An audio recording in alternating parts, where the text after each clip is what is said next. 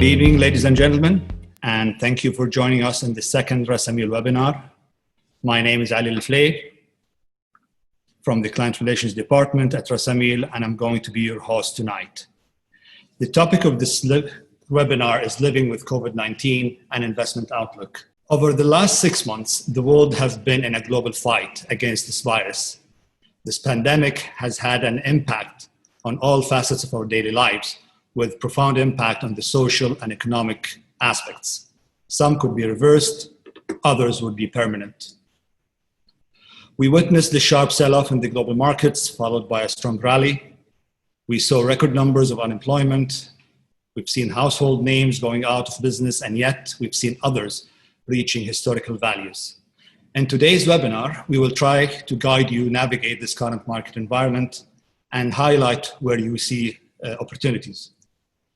To help me answer some of these questions, I have today with me on the webinar, on the panel, Mr. Dakhil Al Dakhil, who has the Alternative Investment Department, Mr. Rob Aspin, who has the Asset Management Department, and Mr. Abdulmohsin Al Gharaballi, Vice President of Asset Management Department.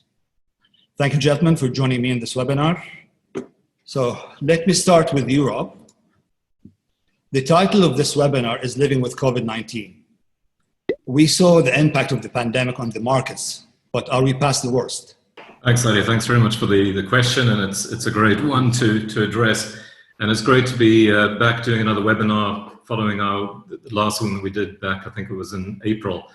The reality is that we are through the worst, perhaps, of the first lockdown. We've now got something like 10 million people that have been infected over the course of the virus. And the reality is that I think the virus has further to go. And I'd just like to share a couple of charts with you, which I think highlight this very well, and then we can talk through it. You can see there the total number of cases has exceeded 10 million. And I think when we spoke at the beginning, or at least at the sort of end of April period, it was around 2 million, so phenomenal growth there. And if you look at the daily new cases, they're not declining, they're actually increasing. So the reality here is that whilst many countries like, for example, Europe, like I think Kuwait, are coming out of lockdown and the shops are opening, etc., we're not through this virus yet. We may be locked down in a couple of months as the virus comes back, when people become too close and the virus spreads and the numbers increase. And then it's very likely that we'll suffer another lockdown. And I think I highlighted this quite clearly in the last webinar that we did, which basically compares what the situation we have currently with what we had back in when was that, or the Spanish flu. And you can see there the first wave with very small number of deaths there, and then a massive increase to the second wave. And I'm not suggesting that we're going to have the same sort of situation here, but the reality is that as we move from the warmer weather in the northern hemisphere to the colder weather, it's very likely that the number of infections will increase just like the regular flu. And the reality as well is that the vaccine is going to take quite some time to be with us, potentially 12 to 18 months. So we're a long way out still. In terms of the underlying economic impact, again, I touched on this in the last webinar. I've just got two very simple charts on this. You can see here that the May unemployment report, 13%. So we've got 13% unemployment in the US. The numbers are a little bit better in Europe, but still very, very high. The hit on GDP is approximately 6 to 8%, slightly higher in some countries. I was reading about South Africa, for example, that is suffering a 30% cut in its quarterly GDP, so massive. And then you can see that insolvencies have also picked up. So there's a lot of negative news flow out there. In terms of the markets, I did a snapshot of this today. You can see here that most of the markets are down, except for one market, the NASDAQ, the FANG market, which is up around 12%. But most of the markets, including Europe, are down quite significantly.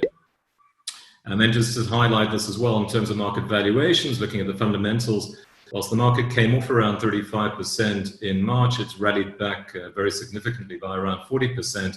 So the reality is that the market is no longer cheap at this junction, and we actually don't think the fundamentals are particularly positive. So we are a little cautious in the market. We hold a lot of cash at this point in time. We're overweight gold and silver. We do see opportunities within the market, but I think the real opportunity is going to be something that I'll talk to you perhaps a little bit later in the webinar. Abdulmohsin, closer to home, the GCC markets have been impacted by both the pandemic and the collapse of the oil prices. How do you see the GCC markets currently, and how sound are their economies? First, I'd like to thank you and thank the attendees for your time. In regards to the GCC market, the markets have, or the GCC economies have been hit quite hard with the pandemic, and even much more so with the oil price collapse. We see in the GCC that compared to global markets, GCC are still down more than 5-10% for the year. We see Dubai is down 25%. UAE has been the hardest hit out of everybody in terms of economic impact of the pandemic. The markets were down around 50% at its low point. They recovered around 25% following improving conditions. But all in all, still the market with down the most per year, which is down 25%. What we saw was a market sell-off, and then what had rallied after that were the switch happened from discretionary stocks to staples, and that's what rallied and has been carrying the rally from the bottoms of the GCC. Dakhil, this pandemic has affected all parts of the market. What was the impact on the real estate sector? Well, thank you for the question, and good evening, everyone, and thank you for your time. Well, actually, if we want to classify this, we can classify it as short-term effect and long-term effect. In terms of short-term effect, we've seen a massive decrease in the number of transactions and the value of transactions. So depending on the region that you're looking at, it could be around 30 to 50% decrease in value. However, that doesn't indicate that this is a very long-term effect or here to stay. But again, it all depends on the level of the virus and how long it's gonna stay with us. Although, despite the fact that values have went down, yields are still strong, are holding up. We expect in a couple of months' time, depending on the region that you're looking at, with some government reliefs of rent payments and all the support from the government, we might see some softening in the yields. However, given the fact that interest rates are very low, real estate is still attractive. We might consider this year and next year a very good year to look closely and maybe find some opportunities. If you want to look closely on the sectors, each sector is acting differently. So, for example, we spoke about office. Some small businesses are leaving their offices. Larger occupiers with specialized use are there for a very long term. So, and retail, if you see, retail has been affected before COVID, and when COVID came, things accelerated. Everything was shifting online so rapidly. So retail is not doing so well, and it might be affected. Logistics, the sector that we like and we still believe is going to remain strong, faced some difficulties in supply chain disruptions. So that's why you have to really look closely to the operating company that's there. That's pretty much it for real estate, and we can dig deeper further out in this webinar. Thank you, Dakhil, and we will definitely dig deeper in the real estate as we go on. Back to Europe, obviously with all what has happened, central banks and governments needed to take actions to deal with the impact of the pandemic. Could you please highlight some of these actions? Central banks, the Fed, the ECB have just done a huge amount of money printing.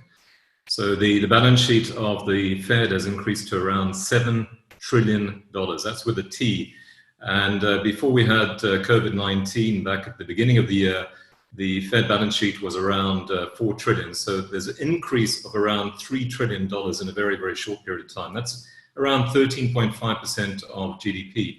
The ECB has also done a lot of QE and extra loans and so forth, also to around 13% of GDP. So a huge amount of money printing, number one.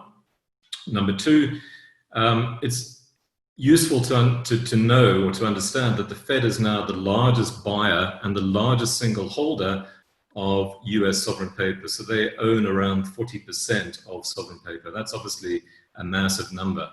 Another thing just to highlight here is the fact that the Federal Reserve has also been going out and buying corporate bonds, not just the high quality corporate bonds, but actually the junk bonds as well. So they've been doing this through ETFs, and they've also been doing this directly buying individual names. So they have done an enormous amount in a very, very quick period or short period of time. And it's our expectation that there'll probably be more to come. So it wouldn't surprise us if the Fed balance sheet increases to around 10 trillion potentially by year end. What would be the long-term impacts of such measures? Let's talk about, for example, the impact on the price of the US dollar, the impact on inflation. Yeah, so in the short term, we're not too concerned about the dollar. We actually like the dollar relative to most currencies. It's the best currency within a bad basket. Longer term, with all the money printing and so forth, we do anticipate that the dollar will weaken against most currencies, a little like what we saw back in 2008 and 9, where the dollar actually strengthened early on in the crisis and then weakened significantly because the Fed was the most aggressive central bank out there.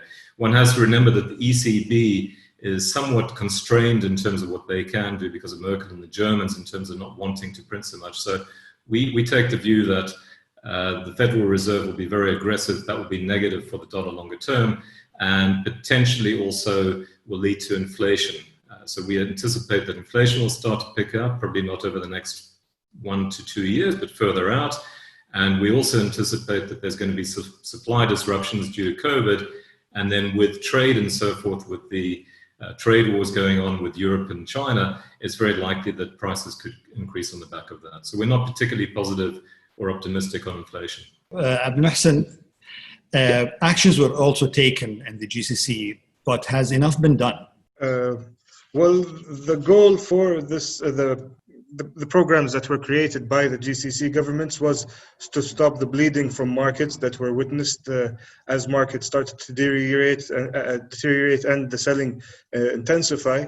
The governments had to come in and signal to investors and markets that they will be supported, and the programs that they did, the deferring of payments, the deferring of loans, leases, etc., was all done to quell the magnitude of the pandemic and to support economies so economies wouldn't suffer as they did.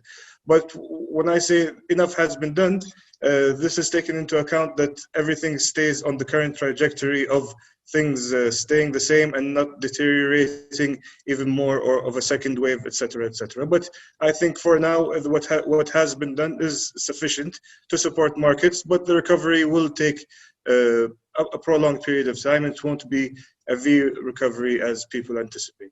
But what about the possibility of a longer period with the current lower oil prices and the impact on the GCC economies? Well, it's expected that the GCC governments are going to resort to debt issuance. We've already seen the UAE resort to debt issuances to cover the deficit. But I think on a prolonged period of time or on the long term, I think GCC governments will try to increase or diversify their revenue stream, which will increase, add buffer to their economies from oil price fluctuations. But I think that's longer out, and for now they just have to, the debt issuance will be the biggest solution. Dakhil, staying in the GCC, how do you see the impact specifically on the GCC real estate sector? Yeah, see, as Abdulmohsin said, we have two problems at the same time: COVID and with the lockdown on COVID and oil prices. I always think of COVID, and if I think about it positively, it contracted all the perpetuating problems that we had in the GCC into one period that everybody has to tackle at the same time and fix. So I'm positive that the GCC countries will pass on reforms to solve long-term problems of our region. That said, for the past 2 to 3 years, the same problems persist. However, today with COVID, things are magnified.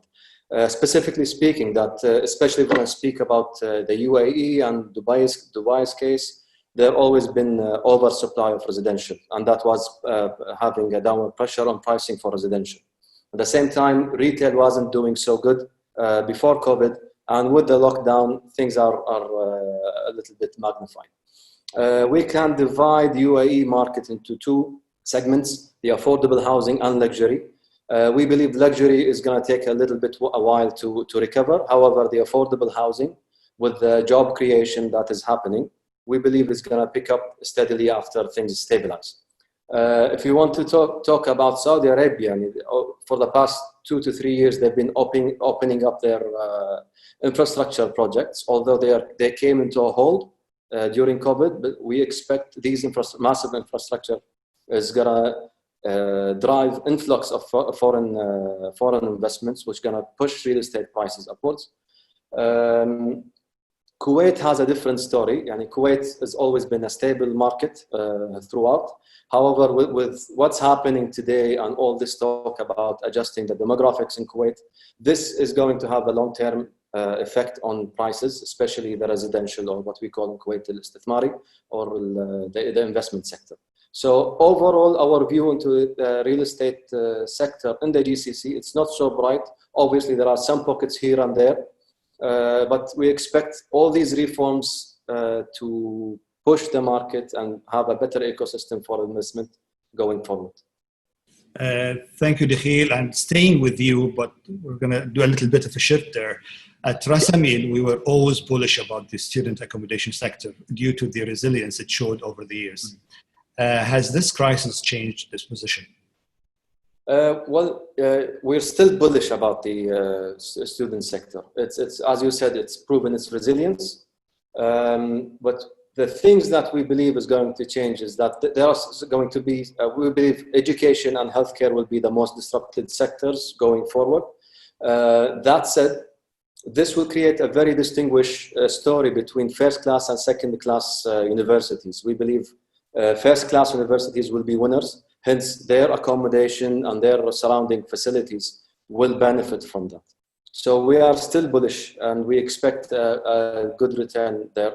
Although we might expect a couple of hiccups here and there during this semester, although majority of schools are anticipated to reopen this fall. And that's very comforting, Abdullah. Rob, the current market rally has been predominantly fueled by tech companies. What would they continue to outperform the traditional market cyclicals? Yeah, so we're actually not particularly positive on the technology sector as a whole. We actually think it's quite overvalued. And to your point, I highlighted a chart a little bit earlier, which highlighted that the Nasdaq was up around 12% year to date, whilst the rest of the market was down. So when you look at the FANG stocks, which is Facebook, Amazon, Google and so forth, Netflix, these stocks have had an incredible rally, and they now represent around 20+% of the overall markets. The market's incredibly concentrated in a few names. And when we look at the valuations of these particular companies, we actually think they're quite rich. So we actually reduced our positions over the last, well, we were reducing back in January, February, and we've cut back even further a couple of months back. At this point in time, we actually find the e-commerce plays and the work from home plays better. And I think Dakhil was talking there about education and healthcare.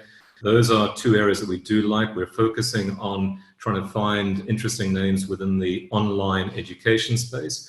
And currently we have quite a bit of exposure to healthcare.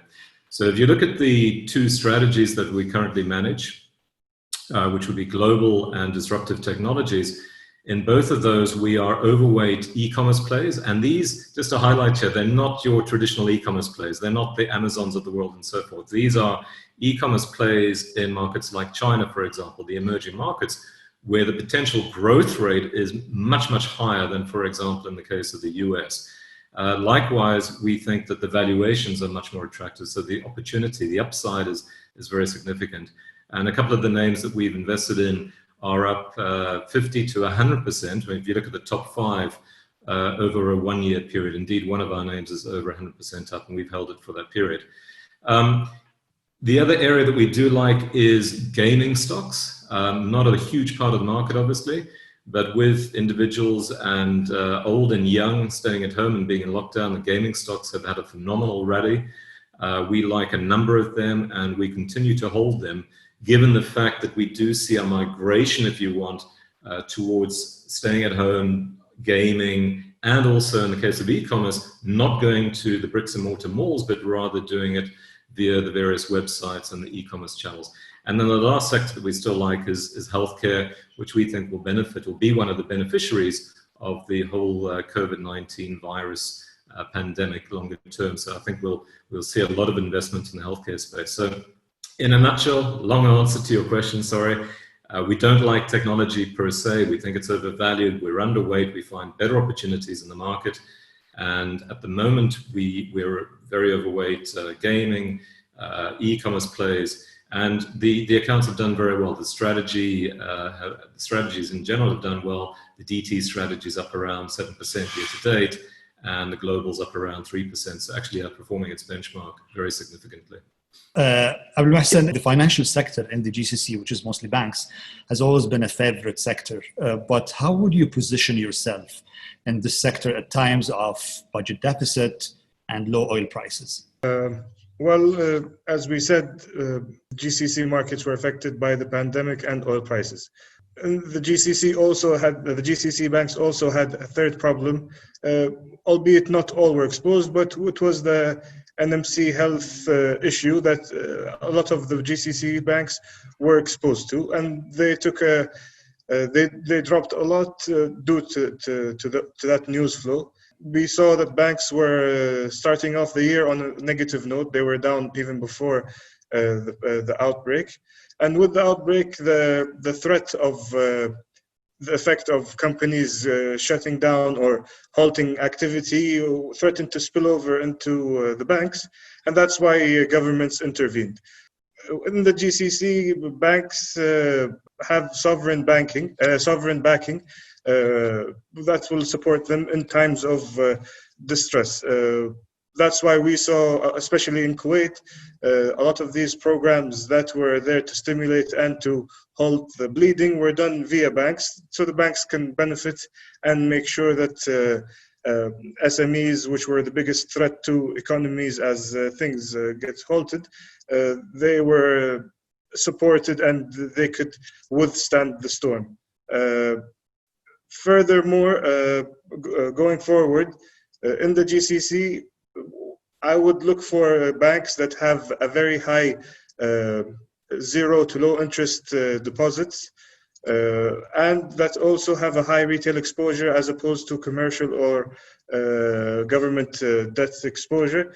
That way the banks will maintain at least the margins that they create, and will also give banks control over the loan book growth with time as things get better. Thank you, Abdulmohsin.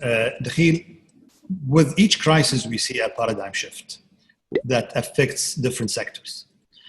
From your point of view, which sectors are impacted by this paradigm shift, and how can we actually benefit from such a shift? If you want to speak about paradigm shifts, I think the most obvious one is retail. You see companies like Apple. These guys are tech companies that dominated the market by having retail shops. On the contrary, you see companies like Microsoft, like last week they announced they're pulling out from the retail. So retail hasn't reached the equilibrium yet. Companies need to figure out the right mix between online and brick and mortar. It's not that the 100% online is a 100% winner, and nor the brick and mortar 100% is a winner. It's a mix in between. So we are waiting for this market to correct itself and find the right mix. However, during this period, we expect retailers to shrink in size. A lot of companies, unfortunately, companies that we like, we've been there for hundreds of years, they are filing for bankruptcy. We'll see more of that. So long-term contracts with retailers doesn't guarantee you that you have a nice real estate going forward. So I would, on this sector specifically, I would wait and see until they find the right mix. You will find also things that do-it-yourself retailers are also doing positively with that paradigm shift. If we want to switch off to the office, I expect more specialized office to be of high favor with long-term leases. laboratories and mission critical offices that are mission critical for companies that are working a very good business model. We expect more flexibility on lease terms and space. Companies are looking for open spaces where they can put more employees in one space, and it can be more flexible to change. The experience that we are all facing now with the lockdowns, the working from home also will change the mindset of some companies. Not all employees are going to be located, so we expect sizes to shrink a little bit. Residential is holding up pretty well. As long as the job market comes back, we expect residential to do really good. God forbid if this prolongs and unemployment increases, there might some be hiccups in that sector. Logistics we like. Logistics especially for the last mile is also doing really well. So those are the let's say paradigm shifts that hold before COVID and also magnified during COVID. What about on the venture capital front? I mean, I'm sure such a paradigm shift will also be there. Of course, yeah, nice question. For venture capital, this year and next year will be a very nice vintage for the funds. Actually, there is some reports vary. There is from 120 to 130 billion dry powder funds raised during this quarter and last year that is waiting to deploy. It's not so much good for the startups and entrepreneurs. We expect valuations to go down since most VCs they don't have more than between 3 to 6 months of cash to run their business. So they are urgently in need of cash, and we might drive their valuations down to attract more capital. In terms of winning business models, again, it's shifting more towards online. Digital transformation is a very attractive sector that we look at. Education, obviously, online education is going to make a huge impact, and it's here to stay, and you will see it even expanding. Healthcare is going to get disrupted. Fintech is young, but it's here to stay as well. As you are well aware, we are at Rasameel. We've made a couple of investments there and doing really well during the pandemic.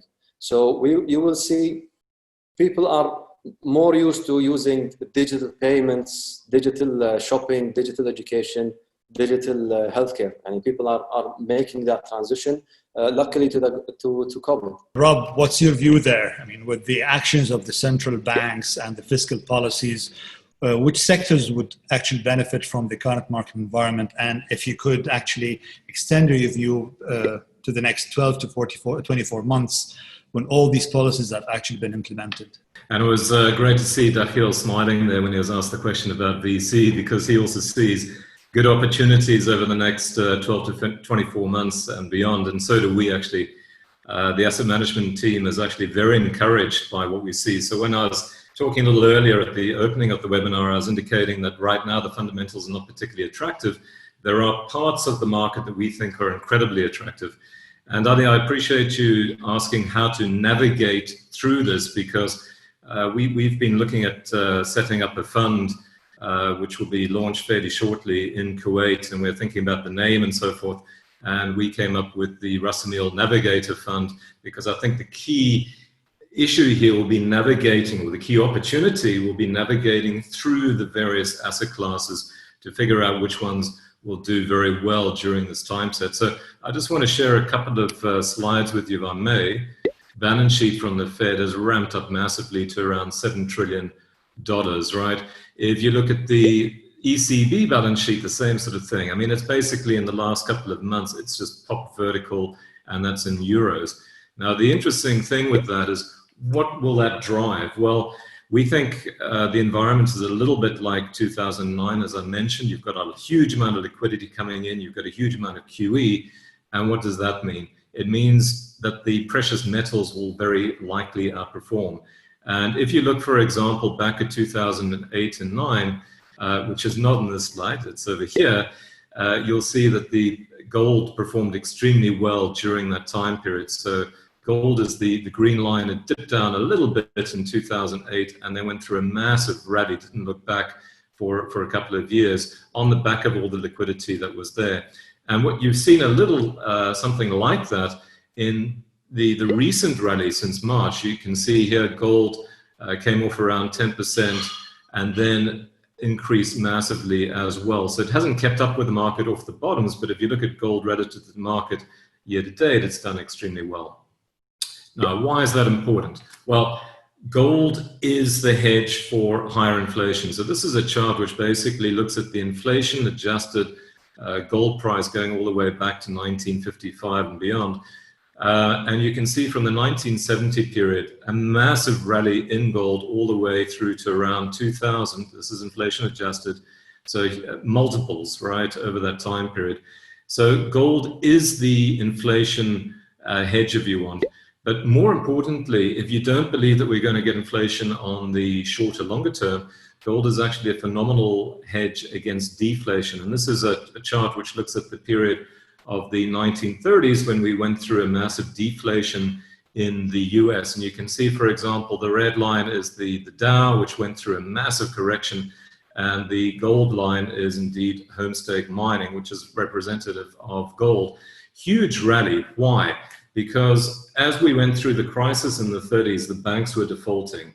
Cash was difficult to get hold of because the banks simply didn't release the cash to the depositors. As a result of that, there was a huge move to holding gold as a store of value. So we think gold will do very well with an inflationary environment or deflationary environment. The other interesting thing here is the gold is very cheap versus the Dow. So this is a chart which shows the ratio, basically how much gold does it cost or how many ounces does it cost to buy the Dow currently. And you can see here that we're relatively high relative to the median, and it's very likely that we're going to trend lower over time. So we are actually anticipating that the Dow, if it remains stable, for example, we would anticipate that gold will rally up against that. And we actually think that short term, there's potentially weakness in the markets.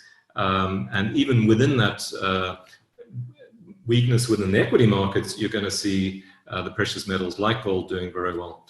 Now, the other opportunity, and this is an area that we have a lot of exposure to in all of the strategies that we manage, is silver. Silver, and that's what's highlighted in this chart, is extremely cheap versus gold. So this is basically a ratio of gold to silver, and it takes around 100 ounces of silver to buy 1 ounce of gold. Now you can see, again, perhaps you can see my cursor back in the 80s, the ratio declined massively. So you can have gold increasing, and you can have silver increasing exponentially relative to that over the next foreseeable years.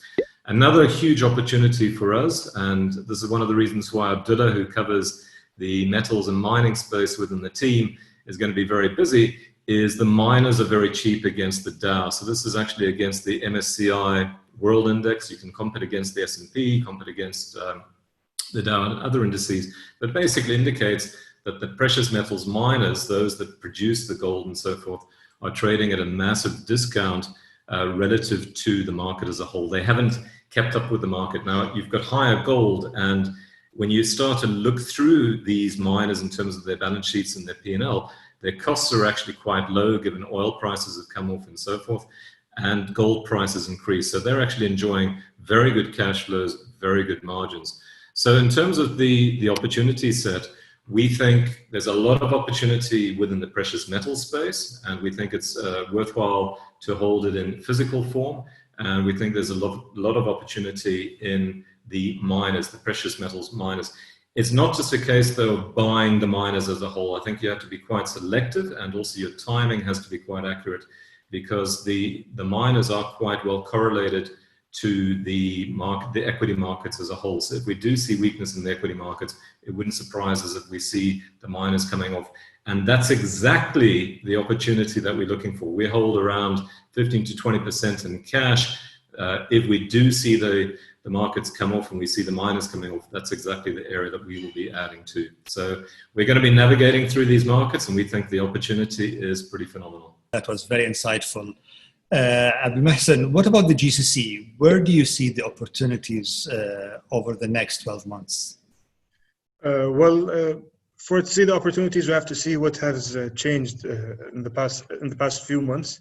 First, we've seen a lot of, in the GCC as a whole, we've seen a lot of, in Saudi, the welfare or the standard of living reimbursement has been cut.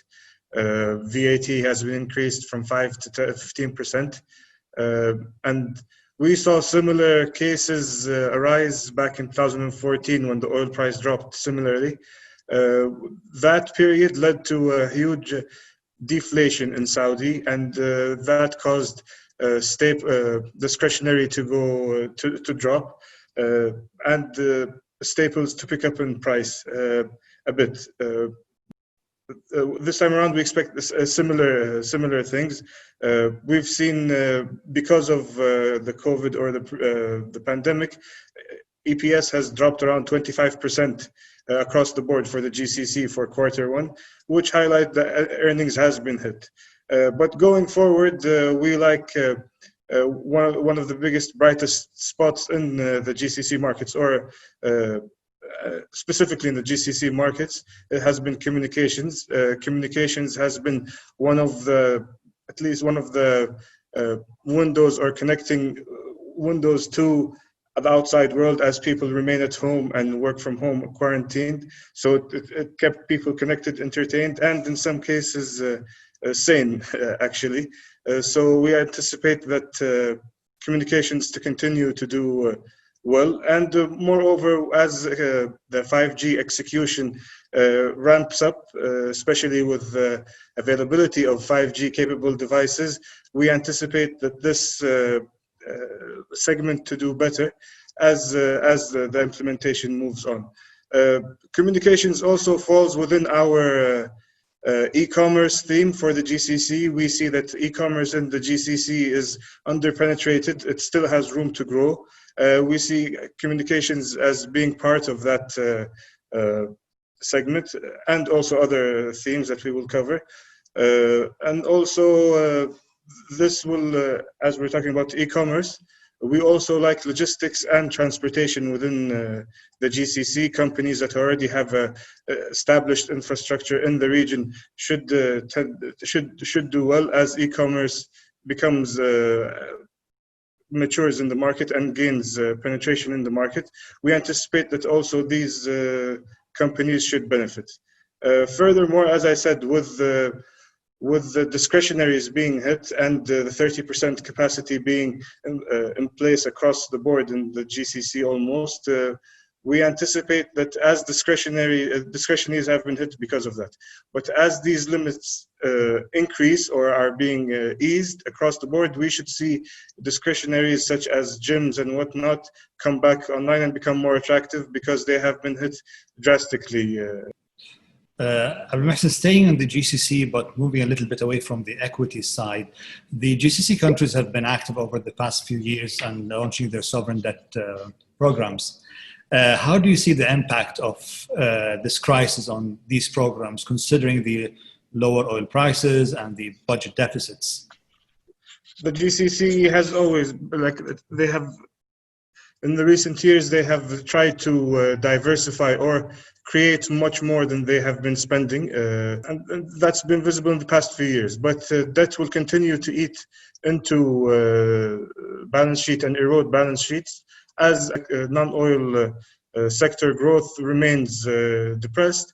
We anticipate that debt issuances to continue. And I think there is no other way for GCC countries to continue and these programs to become sustainable. The improvement of the non-oil sector and improving the revenue that arises from this sector. Thank you, Abdulmohsin.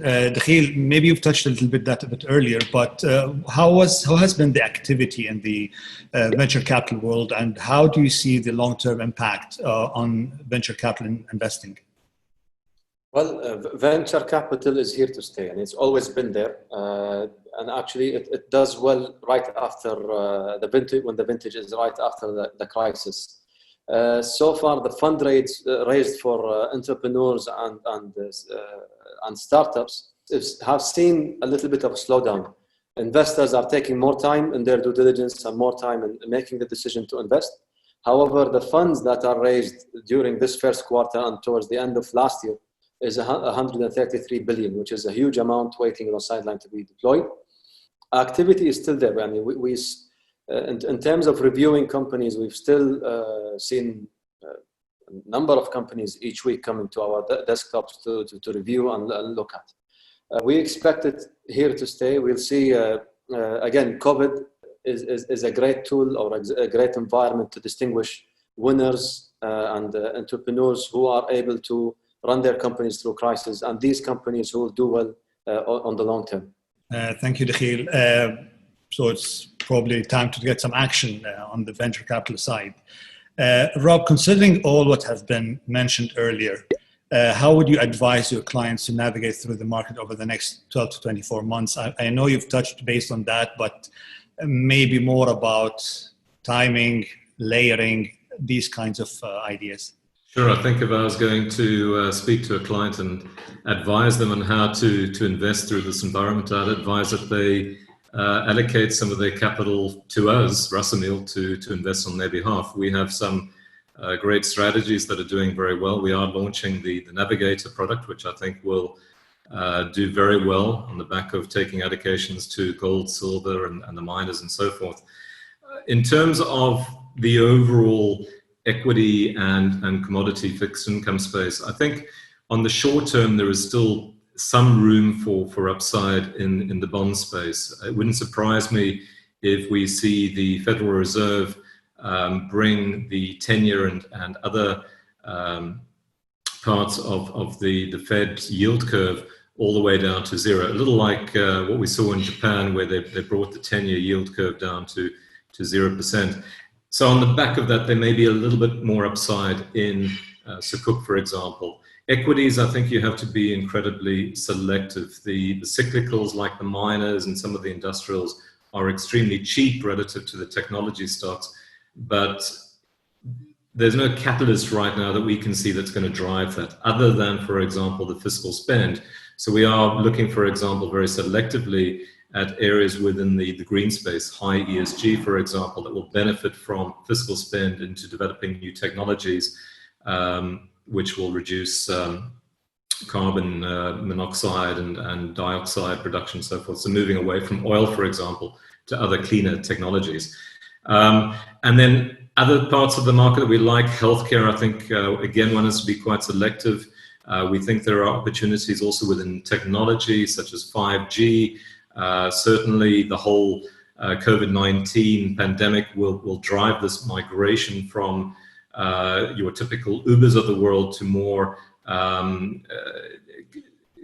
cars without a driver, effectively AI vehicles, autonomous vehicles, which will be incredibly intensive in terms of computer power, 5G, and so forth. So we see opportunities there as well, but it's going to take a little bit more time perhaps to see the real upside. So we have a couple of these exposures within the various strategies. And then I think, as I say, you want to have a good, prudent exposure to gold, silver, and the various miners when the opportunity steps up. Right now, they're performing incredibly well. Some of the miners we look at are up anything from 50 to 100%, but we think better opportunities will probably come up in the next 6 months. Abdulmohsin, looking at the Kuwaiti market and with the postponement of the upgrade of the market into the emerging market indices, how do you see the market playing out? We did a study a few months back when everything was back in normal. We did a study on the promotion of Qatar, or the upgrade of Qatar, UAE, and Saudi to emerging markets, similar to the case of Kuwait right now. And what we saw was that markets rally on the build-up and then kind of taper off as they were promoted. So a classic buy on the rumor, sell on the fact type thing. And we anticipate similar things to happen now. But I think the new date has been set for November of this year for the upgrade. And that also will coincide with as things return back to normal. So we anticipate, as things remain the same and the trajectory continues the same, we anticipate there should be a build-up as some Kuwaiti markets down 10% from year to date.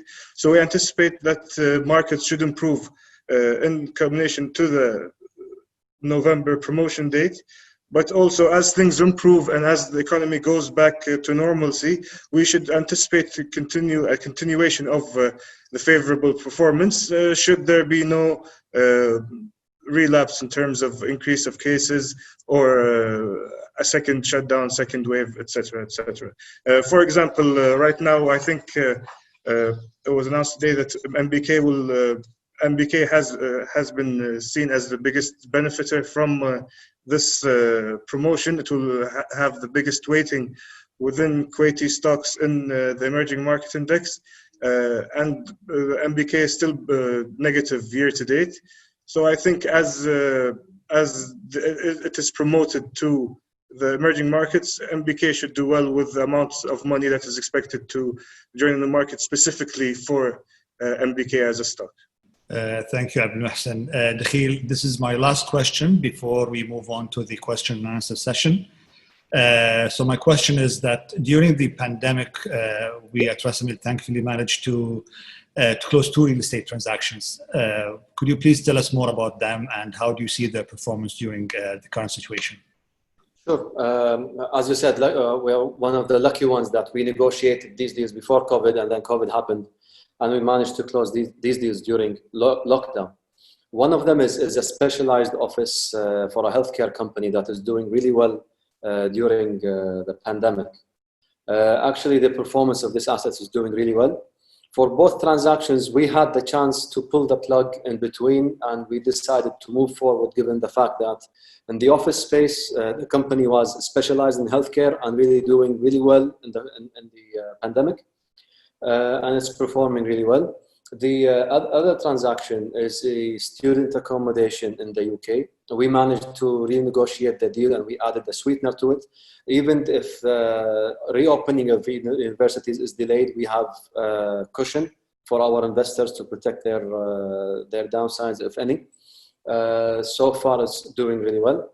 So we expect them to perform, and when the COVID is behind us, we expect also capital appreciation. Right. Thank you very much, gentlemen, for this insight. And now we could move to the question and answer sessions from our dear guests. The first question, a bit of a long question, and I would like to address it to Rob. Is the continuation of the bull market necessary for the economy to maintain and consequently improve moving forward? Will global central banks' commitments to do whatever it takes be enough to stave off further economic deterioration?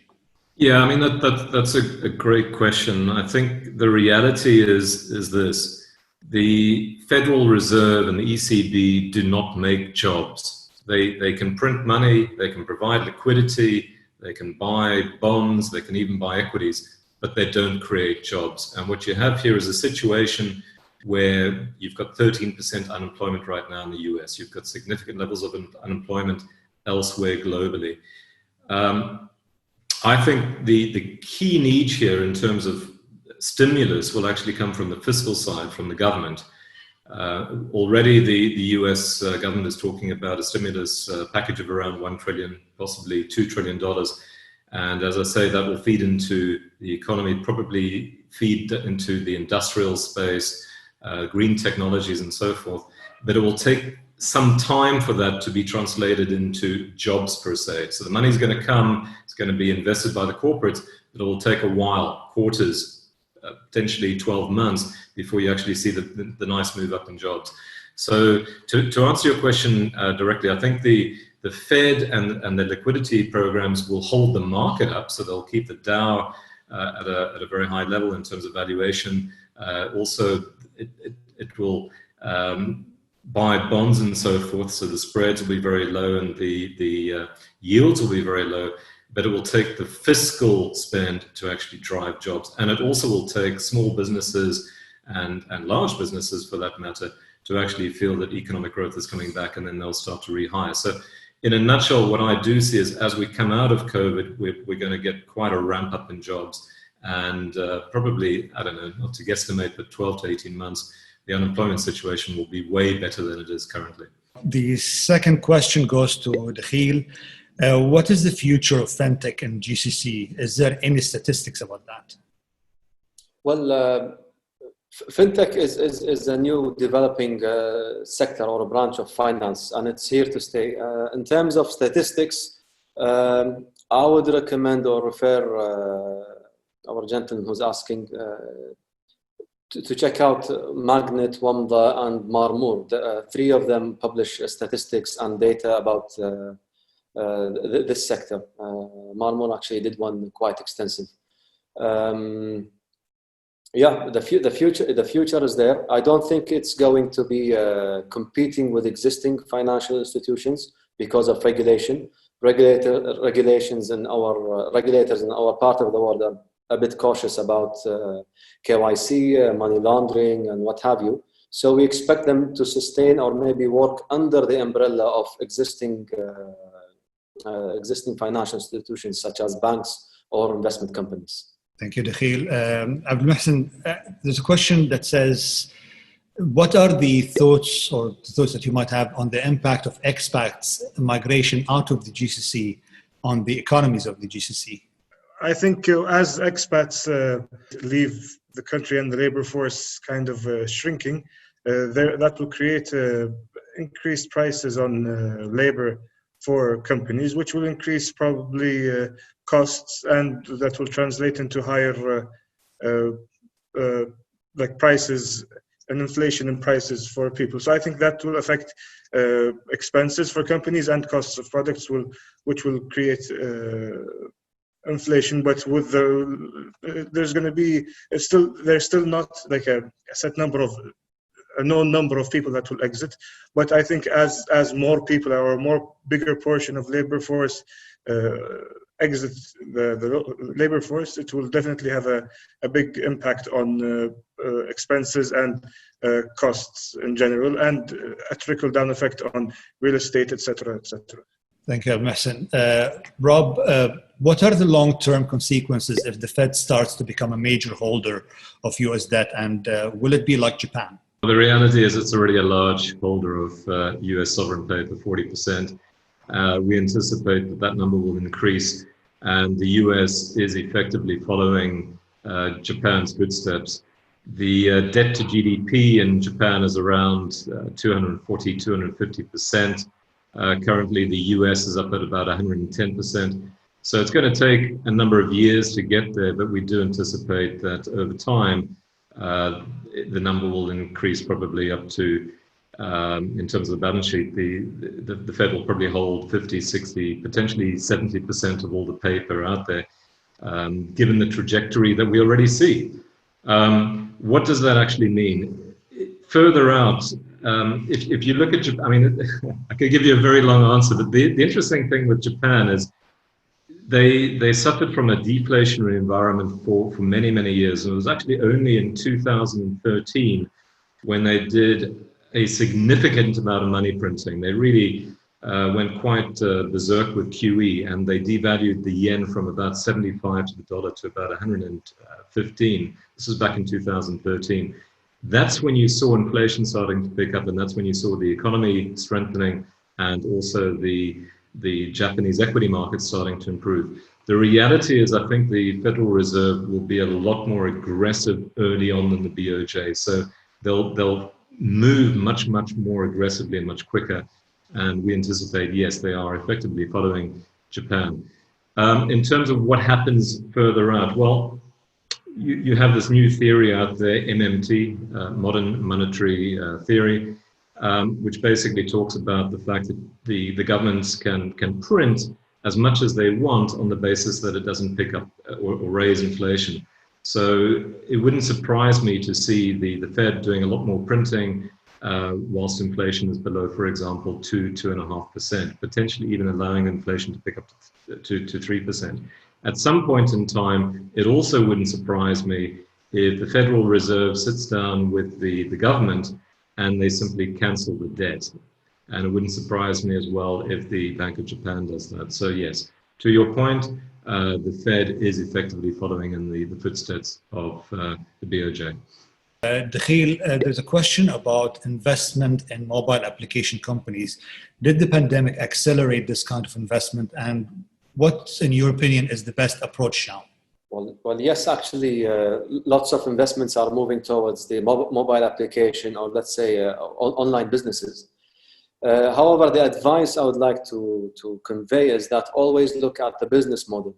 It's easy to start a mobile application company, but it's very, very hard to be profitable. So look at the margins, the philosophy behind it, and most importantly, the entrepreneur who is establishing that company, because it's all depends on how they run and manage crisis. Because we live in a crisis, and startups usually remain in crisis for many, many years. You need people who are resilient and who are able to push forward and at the end of the day generate income. Abdulmohsin, are sovereign sukuk attractive for the GCC?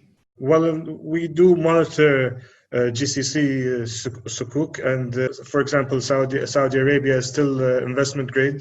Yields of government and semi-government institutions in the region have been hit due to the oil price tanking. So we do believe that there is opportunity within sukuk to be made and lock in yield for the next few years. Could I just add a little bit to that? Because we do run a model portfolio, the balanced strategy. And at the beginning of the year, when I was talking to clients and so forth, I was indicating that sukuk are relatively cheap against other bond markets, such as those in Europe or, for example, the US. So the spread is nice and wide. What happened was obviously with lower oil prices and the economic tensions, if you want, in the Gulf, that's had implications for sukuk. So to Abdulmohsin's point, we do see the spreads, the sukuk spreads, potentially narrowing over time as oil prices pick up, as the economy strengthen. And we also see the potential for yields in the US to potentially decline. What I would say, though, is longer term, I would argue that cash is trash. And indeed, I would argue that most bonds will be trash as well. Simple reason, if you can imagine the various central banks of the world allowing real rates to be negative. So you have inflation, for example, running at maybe 2-3% at the global level, at the US level, and the yields, the nominal yields being below that. If you hold a bond where there is a negative real yield, you're losing money. So whilst to Abdulmohsin's point, we do see opportunity potentially for the next 6 months in the shorter term. Longer term, you won't want any exposure to the bond markets whatsoever, and certainly not cash. Rasameel being a Sharia compliant company, there's a question that says, is there room for Islamic finance to expand going forward? Short answer, yes. There is a huge catch-up to do between Islamic finance and regular finance, whether it's in terms of VC. And I don't recall how many VC funds other than ours to be Sharia compliant. There is a huge space for us to expand, especially in sukuks and venture capital and also equities. I think also this question might come to you, Dakhil. What type of real estate is the most resistant to economic shocks? And could you mention which sector and which countries? Depending on the sector and the geography. For example, we are bullish about student accommodation in the UK, given the structure of the UK, but we're not bullish about student accommodation in the US. Office, we like more specialized. So it depends what I look at. If I want to make my answer short, I would look at residential. People need a ceiling on top of their heads every day. So residential is the play, I would say. How will the GCC be able to diversify their revenues? Does VAT provide true diversification benefits? VAT has been increased from 5 to 15% of revenues, which is in terms of taxes will be the way to diversify revenue. The way I think that is being explored by Saudi, for instance, is trying to increase local tourism or domestic tourism. They cited that yearly average Saudi travelers spend approximately, I think they specified a huge number, and they think that trying to allocate that within their local and domestic tourism, untapped markets or untapped tourism destinations, that they can capitalize on that. The UAE has been, or Dubai has been successful in generating non-oil revenue via the tourism and what we've seen Dubai do over the past almost 20 years. Qatar has been trying to diversify, although it's a one-off event in World Cup 2022.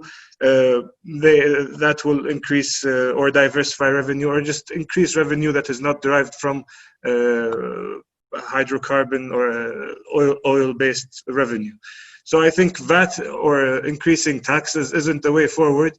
There's a lot of untapped markets or aspects of the market within the GCC, and we're slowly seeing a shift to that. We're seeing a huge lifestyle shift in Saudi.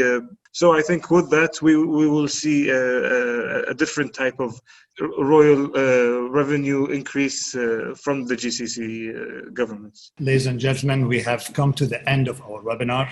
I would like to thank our panelists, Dakhil Al Dakhil, Rob Aspin, Abdulmohsin Al Gharaballi, for a thorough outlook. I would like to thank you all, for our dear guests, for honoring us with your presence. And we hope that we have been able to provide you with an outlook for what lies ahead. We hope to see you soon again, very soon. Stay safe, and I wish you a pleasant evening.